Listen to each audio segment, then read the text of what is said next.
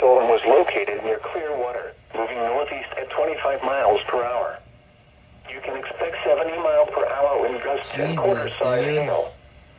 Source, trained weather spotters. At 4:58 p.m., 60 miles per hour winds were reported in cold water. The following impacts are expected. Hail damage to vehicles is expected. Expect considerable tree damage. Wind damage is also likely to mobile homes, roofs, It's almost coming right at us, but I think it's going to miss us to the west. Derby, Hayesville, Goddard, Mays, Clearwater, Colwich, downtown Wichita, Eastboro, West Wichita, East Wichita, Eisenhower National Airport, McConnell Air Force Base, South Wichita, and Oaklawn. This includes the following highways: Interstate 135 between mile markers 0 and 11. Interstate 35 between mile markers 36 and 53.